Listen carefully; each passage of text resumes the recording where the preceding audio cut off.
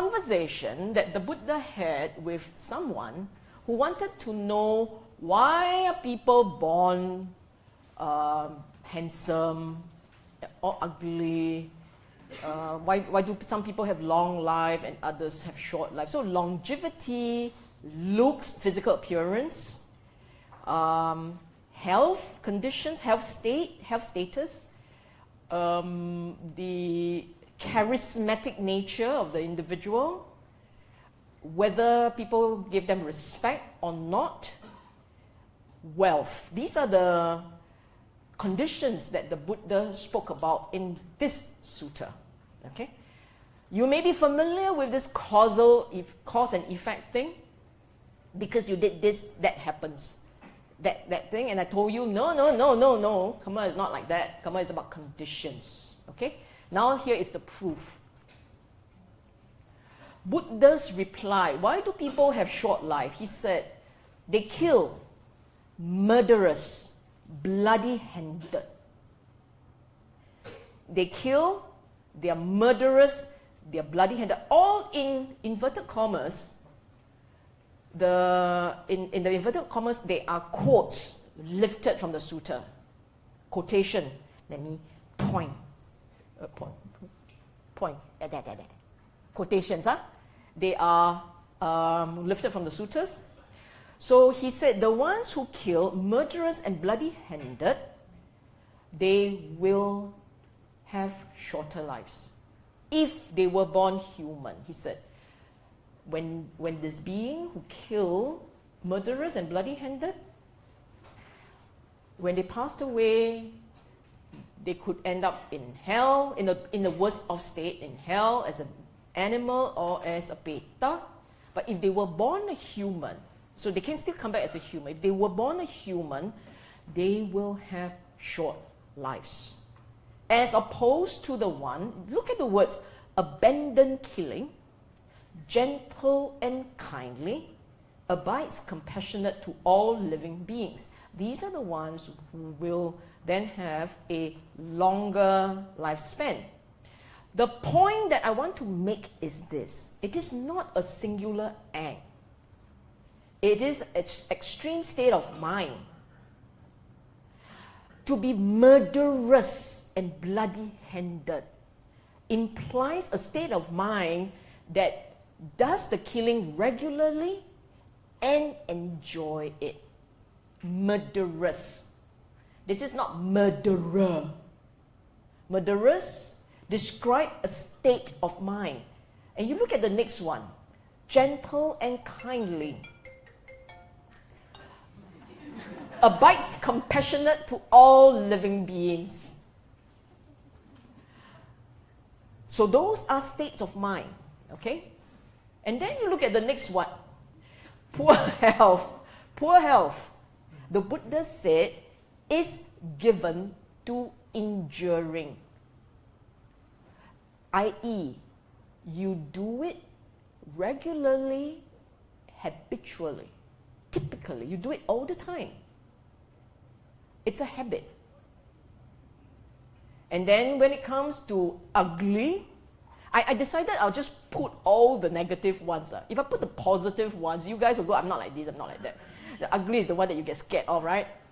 I mean, the bad ones are the ones you're worried about. Not so much the... When you are actually quite nice looking, you say, I'm not good enough. That one is not content. It has nothing to do with Kamma. Kamma of this life, not from a different time. When you say ugly, right, it's a irregular feature that doesn't meet the regular standard of attractiveness.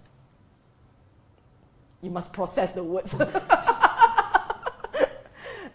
Meaning doesn't meet the normal standard lah. Otherwise, everyone is okay. Okay. Look at what he said. Of angry, irritable character, even when criticized a little,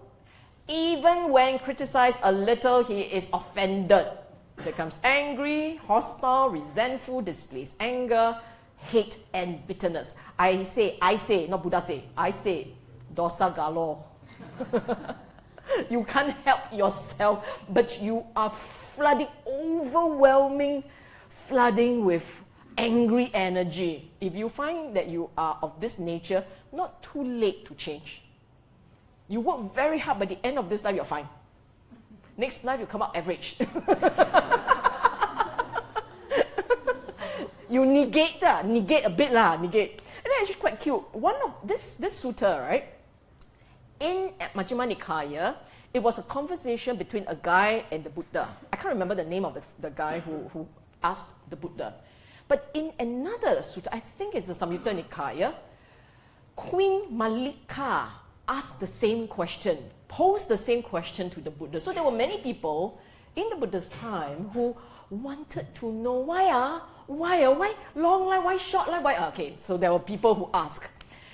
And the cute thing, I mean, for the ones who know about Queen Malika, wouldn't you assume that having married the king, she must be one beautiful looker, right? Yeah? Chiobu lah, must be, right? Must be chiobu, right? But in that sutta, at the end of the sutta, she said, I must have given a lot of dana, and I must have been a good person, but I think this life I'll try not to lose my temper. So she admitted that she wasn't a looker. Okay? That was quite cute. Anyhow, side step. So that's ugly. Now come the more interesting ones. Low influence, poor, low social status. Okay, low influence. You're envious, and Buddha, just to make sure you got the point, envies, resents, and begrudges. What it means is, you know, sometimes you have people who command the respect of others. But your reaction to that is, so or not? Really, man? He's so good, man? You nag and grumble. I don't believe it. I don't believe people are so good one. I don't believe. Oh, die. Next life, you can't even influence the clerk at the desk. But this low influence actually means no social status type lah. You cannot influence anybody. Poor, the Buddha said, does not give food, drinks, clothing, carriages, garlands, i.e., there is no support for spiritual religious causes. He didn't say bhikkhu. He said brahmana, shramana, brahmana, meaning spiritual practitioners. He didn't say bhikkhu. He didn't say, you never dana my bhikkhu, therefore. So he just say spiritual. Okay? Under low status, this one is obstinate, arrogant, does not pay homage to one, does not rise up for one in whose presence he should. So too much pride, too much arrogance. The result is that others also no su hok you. Others also see you no up. Okay. Now let me just explain a little about low influence and low social status. These are mental states. You say, how does it come? Well, think of it this way. Are there individuals that you have encountered? Let's just think about it. Are there individuals that you have encountered and the guy hasn't done anything, but instinctively, you look at the fella and your ego flares. Have you encountered that? Your ego, okay, you are not like that, okay, fine. But you know, there's some individual that somehow trigger the worst in you. You see the fella already, you're bosong already. Ever not? Do you know what I'm saying? You don't know what I'm saying? Really? You have absolutely no clue what I'm saying? Can you see sarcasm working all over? Huh? You know what I'm saying, right? There are some people, for whatever reason, he hasn't done you any wrong. All he did was present his face. And then you have this really odd reaction. Then you ask yourself, why am I like that? Because you are not like that to everyone else. You know, you are good, practicing, sincere practitioner. You're not like that. But with regards to certain individuals, you are like that. And then you wonder why. I call this mental energies. Mental energies. You say, but I have no psychic power. This is not psychic powers. This is mental energies. The person may come with a mental energy of a certain type of rating, certain type. And then your chemistry come into contact and it creates a bzzz, a negative bzzz. And then you couldn't learn from this person. You just couldn't do it. For whatever reasons lah. And it will take effort on both parts, both sides' part, to try and overcome all the habits and instincts. Now, this is between you and someone else's mental energies. Then you notice that there are individuals that will trigger the same effect from everybody, except the most saintly. Most people will come into contact and go, wow, this person, the ego so big. He hasn't even opened his mouth. But everyone could feel the balloon. Have you, or am I talking noises? You are making me so insecure,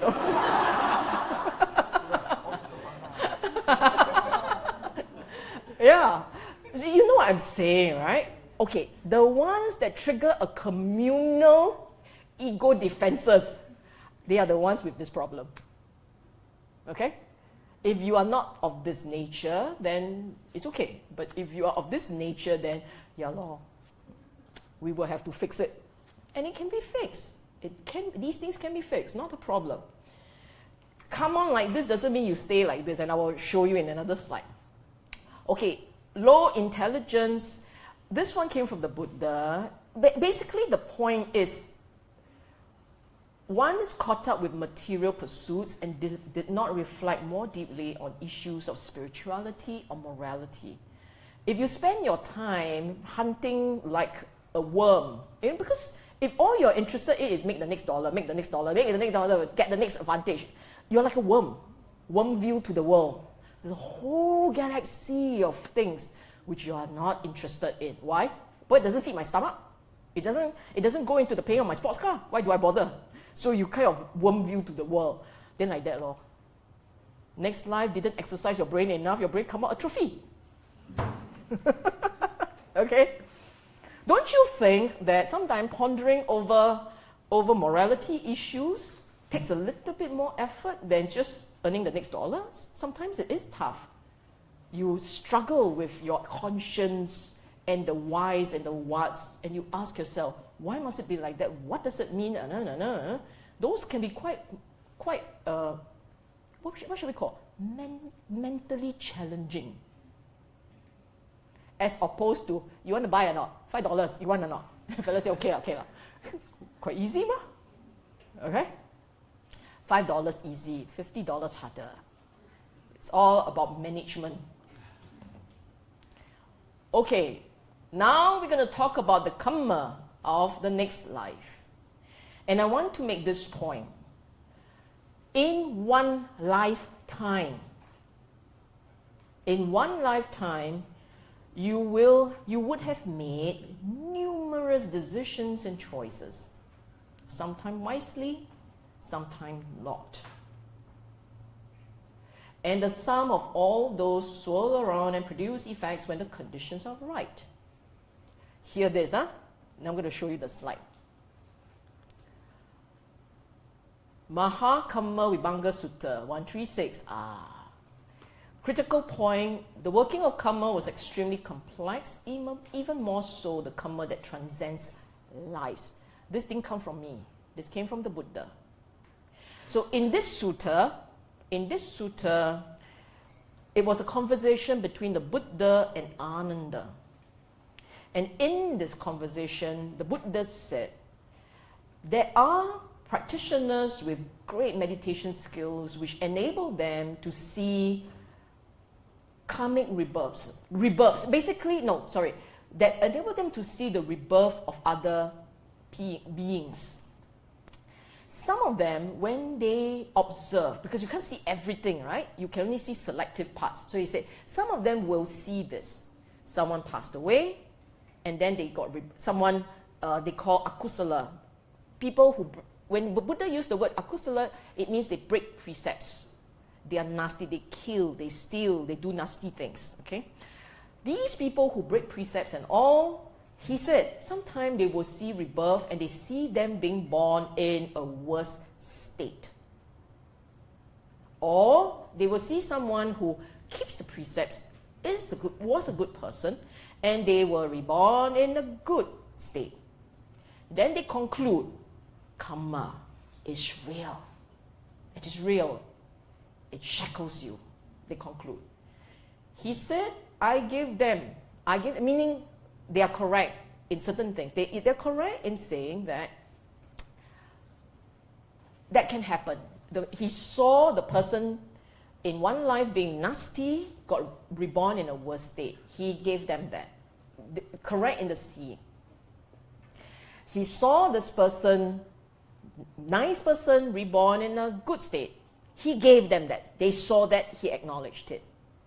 But the conclusion, Kamma is everything. Shackles you. He said, I don't give them that. And then came this one. He can see, some can see, an individual, akusala, break precepts and all, got reborn in a good state. Or a good individual got reborn in a bad state. And then they conclude, no such thing as Kamma. And the Buddha said, yes, they saw, but conclusion wrong. Okay?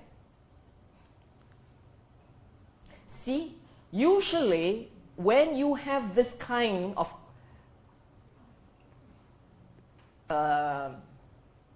link, bad people, bad rebirth, good, your instinct would be justice.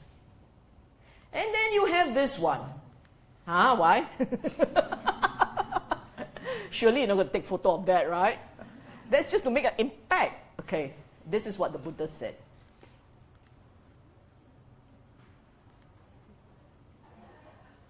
This individual, what I said earlier, that you live a long life, you have done many things in life, you could have done something good, and what is good would be felt as pleasant. This is what the Buddha said. Earlier did something good, later did something good. At time of death, held right view. These, at that time, you suddenly remember something good. So you might have done a lot of, fundamentally you break precepts. Fundamentally, if someone sits around and do a relativity score, you score as bad. Because more akusala than kusala. But what you do remember, it's raised at death, it's a good one. Earlier did good, felt as pleasant. So at death, he remembered the good, he felt the pleasant, the joy. Remember what I said this morning, the joy?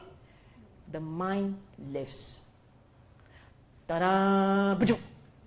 Play the lute. Haven't play lute. Play the erhu. Or earlier did an evil action which you will feel as painful. Earlier or later, within the lifetime, at time of death, acquired wrong view. And then, ta-da! Bad. Okay? But what else did he say? He said, this one I have to explain because I pick, and then I drop a few words. He will experience result of that. The word that refers to his collective action. The kusala or akusala person that he is fundamentally, he would still experience that here and now, in the next birth, or in subsequent existence. So, You can have the Sala rebirth, meaning not fair. You will protest, you hold the black card and complain that this is not fair, the Sala rebirth. That can happen. But he cannot dodge fundamental nature. If for the longest time the guy had been akusala, at some point the akusala habits that stain the consciousness will catch up with him. This is what was said in Mahakamma Vibhanga Sutta. So that is still the reason why we would want to ensure that the choices we make in this life remain kusala. Because that would still have impact on your rebirth, yes. But at time of death, you kepo go and think of something awful, then you end up in a worse state, it's okay. You just have to bear with it for a while, and then you're out of it. That's basically what it said, what he meant. There are always way outs. You just got to make sure you get it right, understand the fundamental driving forces, and get it right. Okay? So what? Oh.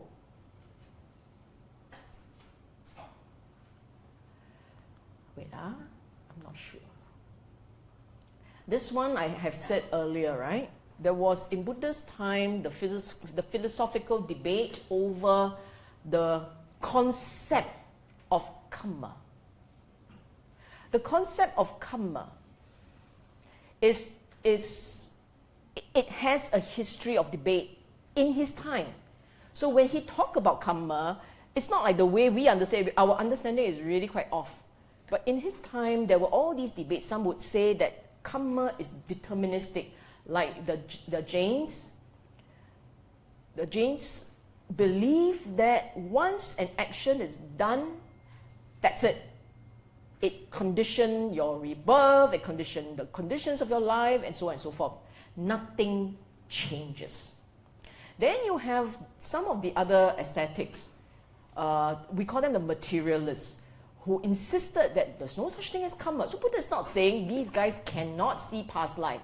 He's saying that they drew the wrong conclusions from past life because they can't see that well. They see one case, two cases, and that's it, concluded. Whereas the Buddha would see multiple ones, multiple, and eventually he will conclude from many instances. And Buddha's teaching, the middle path, it is not the end all and be all, meaning not like the Jains, you do something and that's it, that action will shape you. No. But neither is it irrelevant to life's conditions.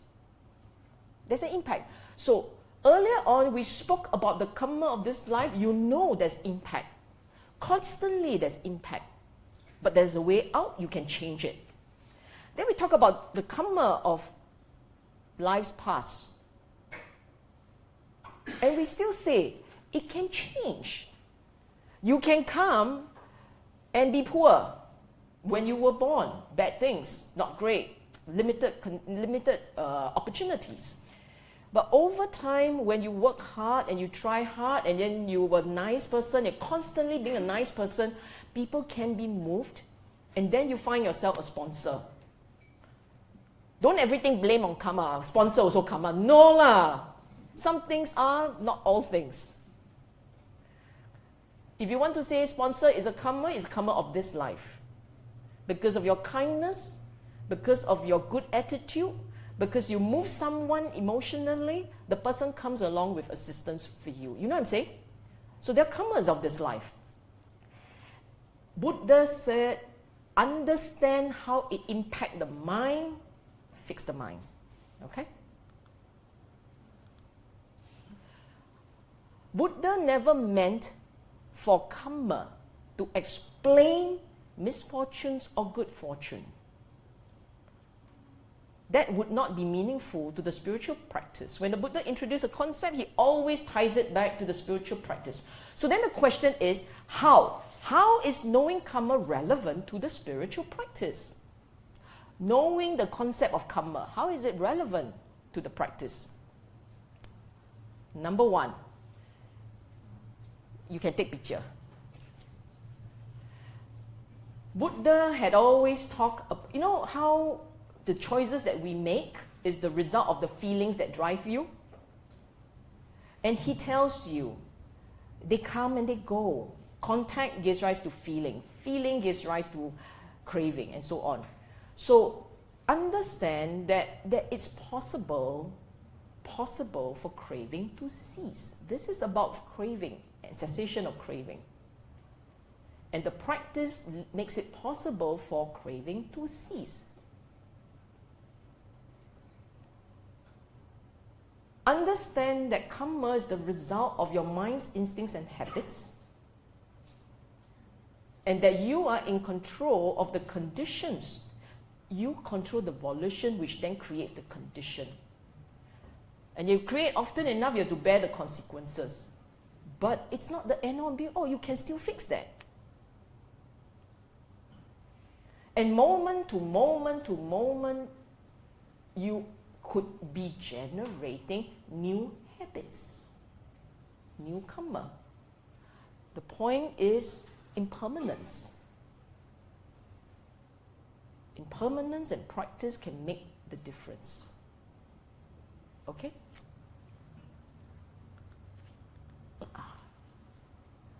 The Buddha wanted his disciples to be responsible and take charge of the mind. You are the owner. Take charge of it. You will bear the consequences, so choose wisely. Every moment is a new start point, and anything can be fixed with wisdom.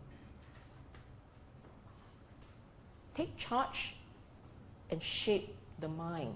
Yes, you are bearing consequences, so it's heavy. But if you do not believe that changes are possible, you wouldn't even try.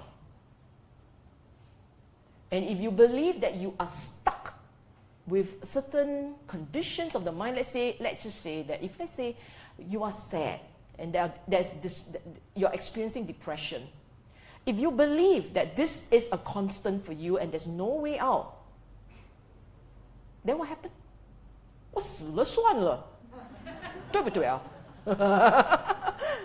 You may then decide that no way out, what's the point? But if you believe in the Dhamma, you believe in his teaching, and little parts of the teaching, you draw some comfort in, then that comfort will keep you aligned to the path, to the practice, and you keep going in the belief that things can change and you can shape the change. Okay? Remember this wonderful sutta in the Anguttara Nikaya that says the 4 types of individual. One who goes from dark to light, another from light to dark, another progressively darker, meaning dark to dark, and then the other one light to light, bright to brighter. The point here is nothing is fixed. It is really your choices. So here he says, be master of your own destiny. Otherwise he won't teach it like that. If indeed you have no say, then the Buddha will say, bright see bright, dark see dark. But he make it really complex. Got 4 types for you to choose from. Okay. I love the word so much, I just put it all there. So you've got really inspired writing, right? They all appeared. Now you read and be inspired. Conditions do change. The individuals can make significant, the point is significant differences. It's all about what you think, your attitude, what you think, what you believe, and your courage, your character. There are character qualities that predispose one to success, and they are the ones that will lead to failure. This is from the Mangala Sutta and the Parabhava Sutta. That's why I would strongly encourage you to reflect on the Mangala Sutta and the Parabhava. Don't see them no up. Just because the Buddha lay down one by one, and then it seems to be like singing song. You say, this is not the core of Dhamma, this is not the core Dhamma. This is for lay people and nominal Buddhists. No. Did you realize that Mangala Sutta takes you all the way to Nibbana? Right at the end, it's all about realization. So essentially, it's painting a journey of the mind, starting from what helps you to live a happy secular life to what helps you to taste a successful spiritual life. That's the Mangala Sutta. And the Parabhava Sutta is about how things can go terribly wrong by the choices that we make. So those are beautiful suttas. If you want to teach your children anything, and your children ain't going to listen to you going Four Noble Truths and the Eightfold Path, then why don't you just go on and on about the Mangala Sutta? Chant it in English, unless your child speaks Pali. Otherwise, all those wonderful knowledge and wisdom is not going to get into the kid. The rhythm is, but not the wisdom. Okay? So if you really want your child to learn something beautiful from the Dhamma, actually choose these suttas, these two. And if they learn in English, they can apply it in their life. They learn it in Pali, they apply it in your life. That's about it, okay? And the final point, in understanding Kamma, actually, if you begin to understand what was shared this afternoon, you begin to understand that yes, I can make a difference with my mind, but it would take time. And you must have the conviction it can be done, okay? And then in the meantime, you accept the conditions of life, the vicissitudes, the ups and downs of life. There will be people who will say bad things about you. It's a given. If you fret over everything people say, you are just going to be the product of people say. There will be people who are not nice, but there will also be the ones who are really nice, really kind. Then let it start with you. You be the one that started all. I love this final line. You are responsible only for your internal world. And that's the real world of Kamma. Kamma of the mind. Sorry. Take picture.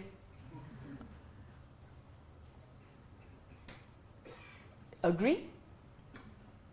You can't be responsible for what's going on out there. You can only manage the ones in there.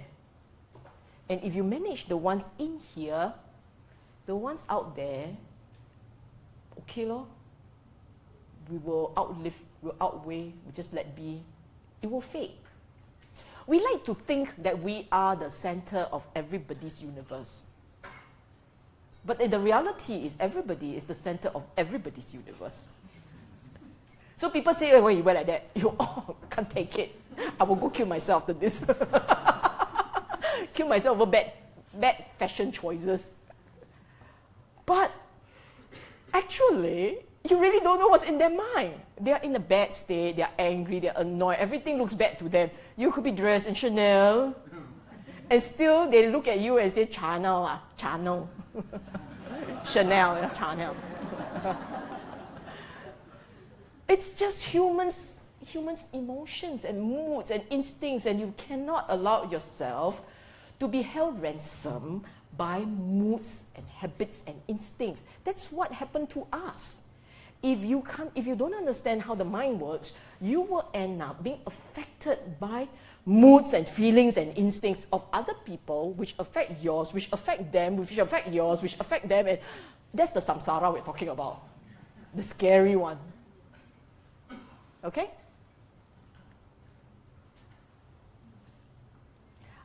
This is like a summary table, yeah? Summary. We talk about the air. Know that there are choices, choose wisely. Consequences to the choices, choose wisely. Don't keep looking back. Now is your start point. The fetter part I said, may sound a bit negative, fetter, right? Sound negative. But you can also be fettered to good, ma. So do the good and create the positive conditions. It's a refuge. Whatever is the problem, it can be fixed. Because a problem is as big as what your mind says. Okay? Be proactive, you choose.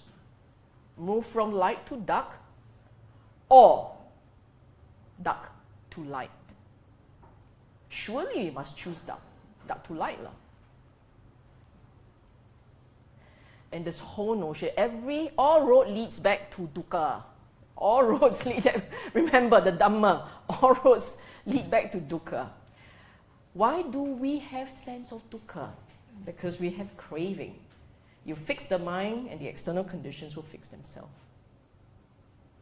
You fix your craving, the arisings of your craving, and the rest will affect you less. Okay? Okay, that's it.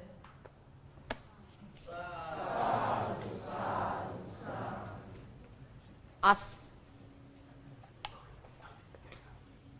Any questions from the floor? Oh. Swap mic. Okay. This is the one that stops working halfway, right? No, this is the battery died. Sorry. Oh, battery died. Okay. Any questions? Anyone?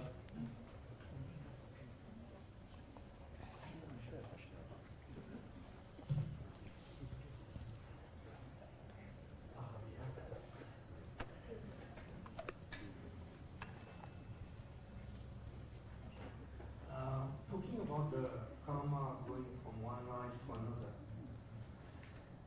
what would be the media to transfer what you have done in the past in your current life? Media? Means Energies. is there a book somewhere which records what you have done, good, bad, and is transferred by someone? What is it? This one was not explained by the Buddha, the actual transmission device. So I wouldn't try and explain that, because to do that is to do a sub commentary. You know, right? The Buddha's Dhamma is captured in the suttas, and then the teachers in subsequent time, to help their student understand, began to explain the words, and those explanations became commentaries. And then, because they were so keen, they were profound and complex.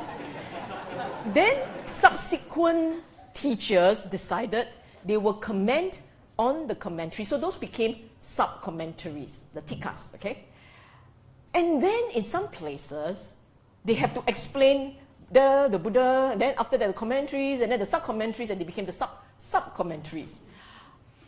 I don't approve of these, I don't approve in the sense that I don't want to contribute to the spectrum of knowledge. So I can't explain the transmission device. I will say it in the way that, that makes sense. The more complex ones I can't, but the simpler ones I can. As I said, for instance, now the wealth one I can't, okay? But the mental energies one are easier. You look at little babies. Babies. If you have twins, look at twins. The best, because they came from the same, usually it's the same egg, right? And, correct, I got very little experience about this. Yeah. So they came from the same egg, then logically they should be quite similar in behaviors and habits and character, right? But no, you can actually see discernible difference in personality. So something triggered lah. Something triggered and written into the genetic code. We call it the genome. Genome. Correct, genome. Yeah. Written into the genome are all the instructions that will eventually translate into visible behavior. The genome. The genomes will determine your physical characteristics. It's only recently that they begin to realize there are evidence that they also affect certain types of behavior, personalities. They're beginning to realize that it doesn't just affect physical form, it also affects mental traits, certain mental traits. And those, how does it work? I don't know. But it seems to be embedded somewhere in the DNA. And you know what's really fascinating? Parents with PTSD can also pass some parts of that genetic, pass the manner in which the body reacts and the mind reacts, they pass that to the baby. Rather odd, isn't it? And so the child comes up with inherited types of habits and instincts and emotions, sometimes. And then it's a lifetime of learning, disciplining, rewiring, resetting the mental conditions. Okay? So sorry, I can't answer it perfectly. I have another question. Really? This time is related to external things. Okay. Internal things. Okay. If you let go with the external things, how is it that you can change things in general? You don't take responsibility compared to society or justice, or you let go things because okay, I let go, I will adapt myself, but you don't try to change the world. You don't try to change things. Okay.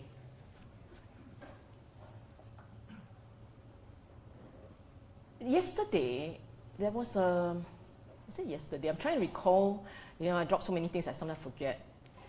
Yesterday, I think we had a conversation. I'm trying to recall the face of this person. And the conversation went like this. It's either yesterday or the day before. We had a conversation. Yeah, now I remember. Today is Sunday, right? It was a Friday night conversation. And someone said that the person said, I was queuing at a food queue, and there was someone ahead of her who was going to get food.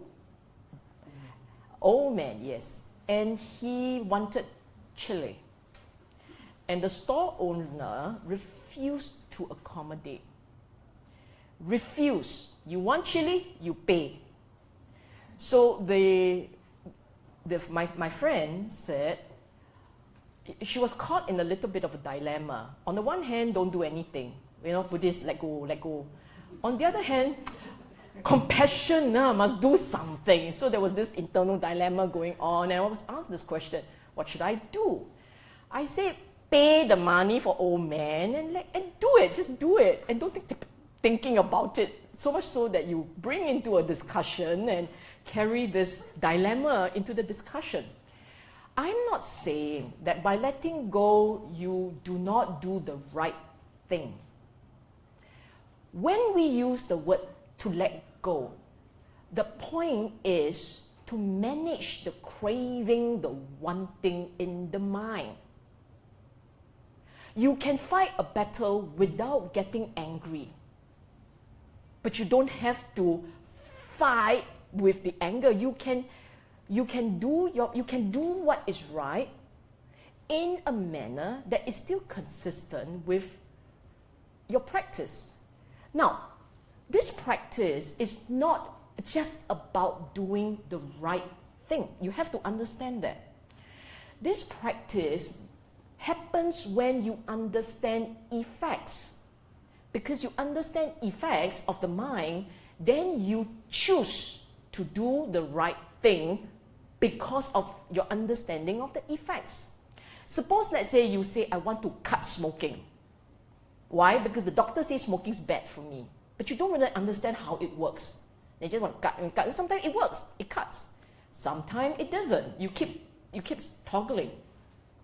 The day you see a documentary or the day you witness for yourself how the cells mutate as a result of the external environment impacting on the cells, you will change your mind. That is cutting with wisdom. So, in the practice, it's about understanding how craving, how wanting, even when the wanting is for something kusala, like the Dhamma, like justice, like equality, even when it is chasing after something good, it creates a lot of pain for the mind. And if you say that the mind I don't want to feel this pain all the time, then can you do something without the wanting? Can you do that? And we know in the Buddha's time, he went around and helped people without that craving. He proactively went. He proactively went after a serial killer whose Kamma would have ended him in hell. He went after the guy. He went and he helped somebody whose kid died and she couldn't accept it. He could have told her, let go. He didn't. He told her, okay, I can help you. Can you go into the household and get the mustard seed from somebody whose family has seen no death? It's intelligent and wise intervention. And sometimes the intervention you think is wise because you have an opinion about what's right or wrong. Then you have to be very sure it's not about your opinion and it's not about your ego. I would say that when you begin to practice and you begin to understand correctly, you will become more compassionate. You will. Because you begin to feel empathy for others.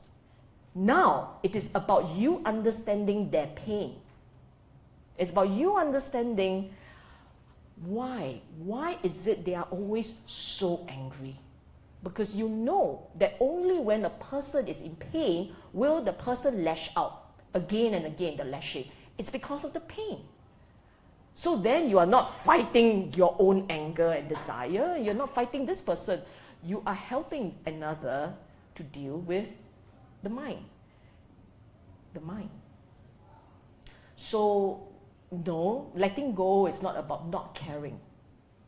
Letting go is about allowing and understanding how to let the craving soften. I'm not even saying craving gone. Soften. And when you can allow that craving to soften, if you know how to, because the method is about doing that successfully, when you know how to, actually your help, your intervention may be more effective. Because the individual whom you are trying to neutralize may feel the positive energy better. And then doesn't see that the intervention is against them. Their ego doesn't go skyrocketing. It's hard to understand the mind. The practice really is about understanding the mind. And then through that understanding, learning how to make the correct choices. You know, the Kamma is about choices, right? Because you understand how the mind works, you are in a better position to make wise choices. And when you can make the wise choices, what's the benefit? You actually feel more peaceful. And immediately the people around you will feel happier. They will just feel happier. Don't know why lah. Gong like that are happier. Because it's soft energy, you see. Okay?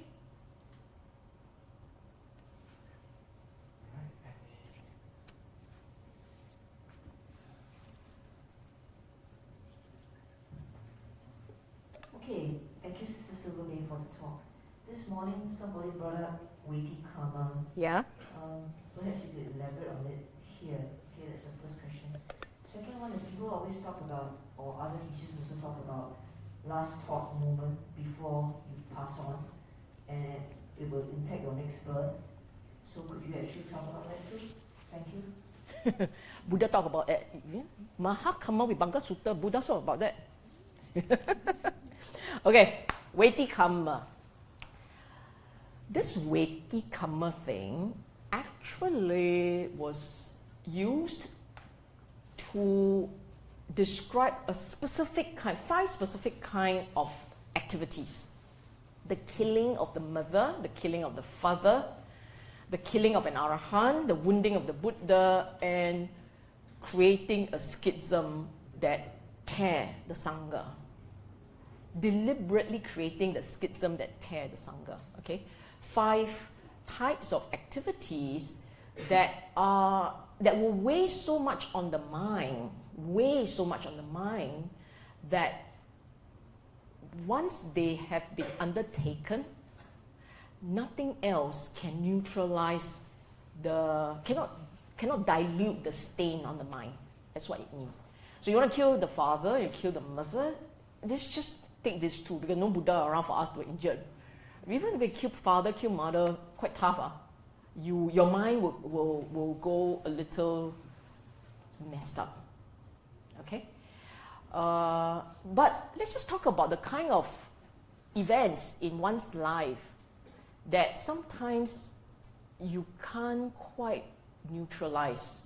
You can say things and try to overcome the effects, but it just doesn't work. Certain types of activity, I don't know. There may be certain types of activities. Like for instance, some people may just be the knocking down of a dog. Unintentional. Absolutely unintentional. But you can't forget because you feel so bad about it. Then it got a stain somewhere. Yeah, stain. Because you keep bringing it up. And then when you bring it up, it disturbs the mind. And then you're not happy. The mind gets heavy and sad. Okay? So the idea here is there are certain activities that can, because this is very individual based. It's the individual who feels bad. And when you feel bad, then it weighs down the mind in terms of the mental energy and give you many moments of melancholic reflection. I should write poetry. Okay, so that's one point. What's the other one? Last thought moment. Okay.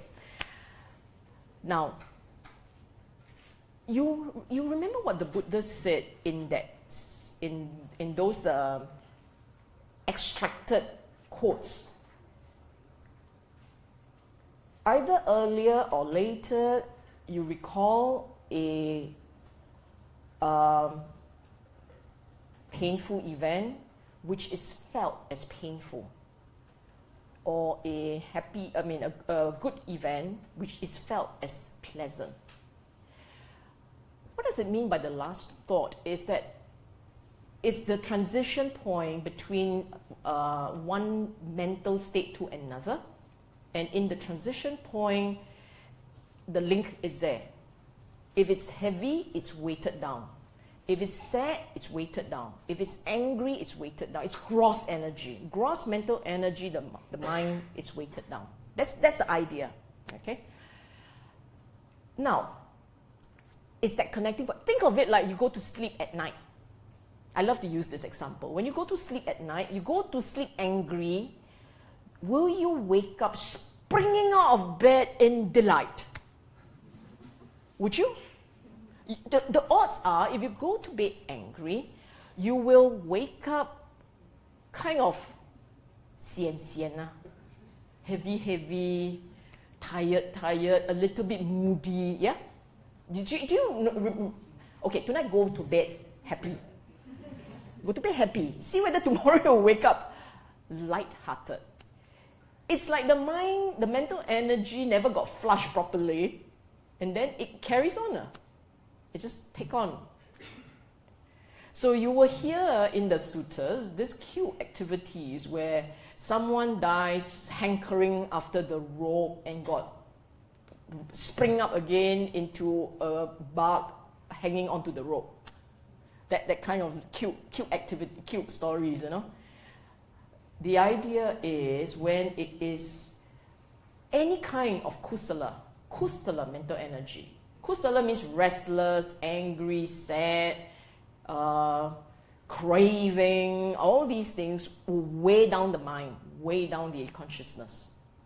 And then you will spring up heavier, grosser. Okay?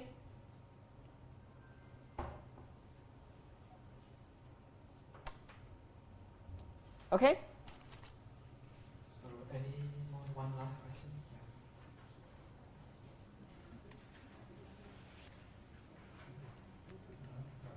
Sylvia, Sister Sylvia, one question. Let's say a person has done volitional action. He will be the heir of his own, this karma, right? Then there's also another part. Let's say, for example, road rage, right? A person has committed this, and there's a degree of volitional. Huge degree of volitional action there. There's a volition on his part, but there's also another. He becomes the heir of this, right? There's another part. The law of the land also impose a penalty to it, you know. So when that depends on the law of the different jurisdiction, the degree of penalty. So what do you say about that? That is outside of the mind already. Yes, that's not the Kamma part that the Buddha talked about. Very clearly, when the Buddha explained in part, you recall the words that he used. Volitional. You make the choice. The impact on the mind. That's the world you carry.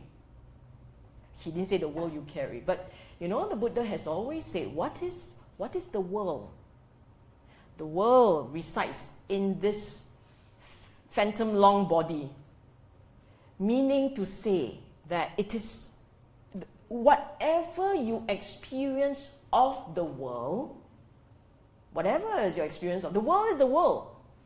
But it's what you perceive, what you pay attention to, what you react to that shapes the world as you know it. As you know it. Does it matter what's the objective world? No. It's the world as you decide and experience and react to and feel about. That's your reality. So, in answer to your question, when we talk about Kamma, we're talking about the Kamma of this world here. Whatever external activities, you shouldn't call them Kamma. If you do, it didn't come from Buddha, it came from you. Okay? If you go around saying that I am bearing the Kamma of my past action and I have to pay for it, not Buddha say one. That's what you say one. You use his Kamma in your way, not the Buddha's way. There are vipaka, there are consequences, but that's not what the Buddha wants you to pay attention to, because those you can't do much about. What is happening outside of you is not something you can control. Buddha didn't ask you to pay attention to that.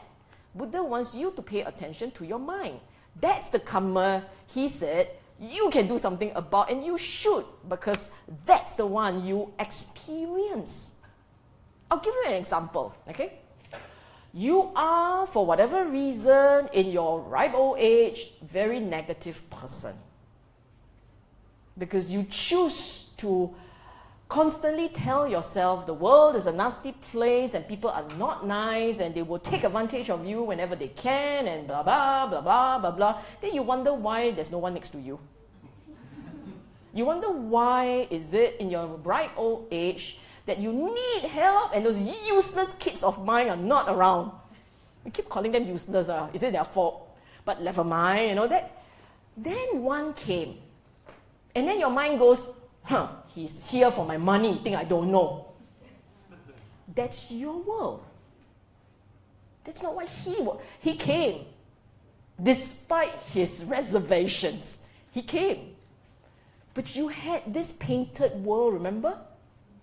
And then you say that they are this and they are that. And then, okay, he came, his sister came, his brother came, they all came.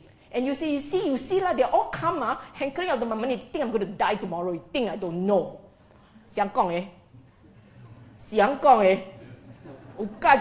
you yourself happily churn out a world where everyone is all ready to get rid of you.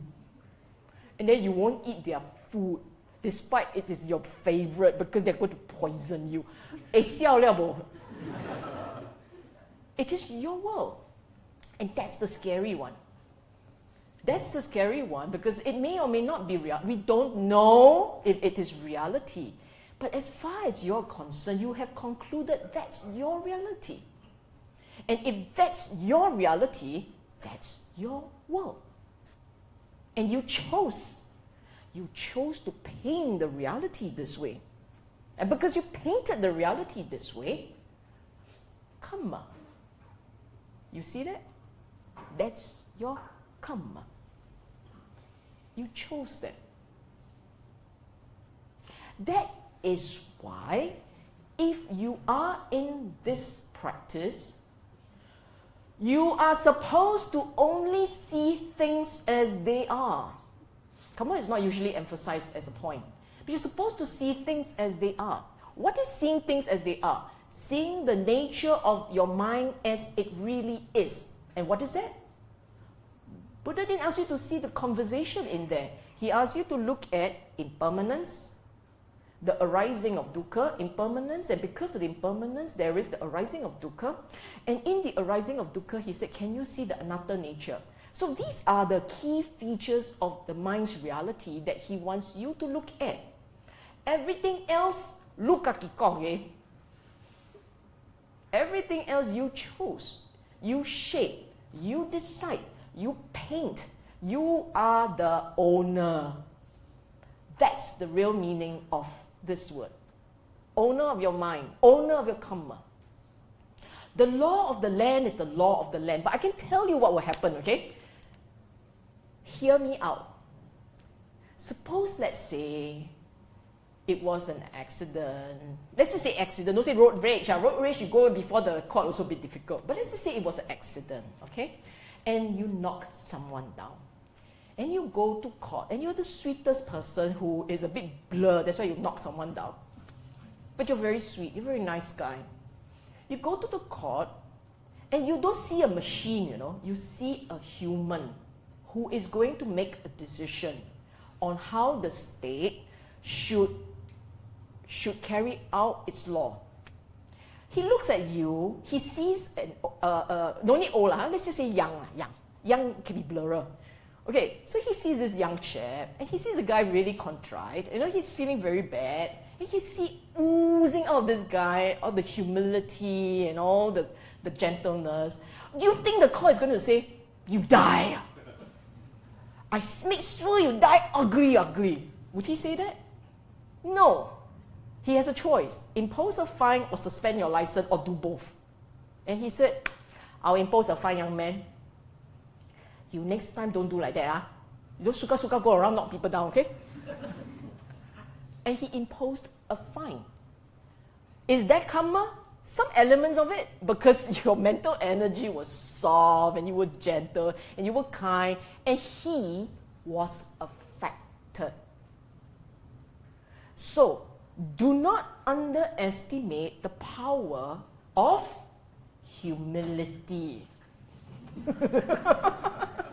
and all the other positive energies. You go in there and you look like you own the court and you say to the judge, what, your problem is it? Guess what? You're the first person in the history of Singapore to go to jail for one day. God, as long as we are dealing with a human, humans relate to each other and the mental energies therefore count. If the day comes and you're talking to ATM machine, there's no choice. The guy's not going to respond to your positive meta. You meta him, he gave you more money. It doesn't work like that. Okay? Okay? I think that wraps up our session with Sister Sylvia. Shall we say sadhu 3 times rejoicing in this afternoon session? Sadhu, sadhu, sadhu.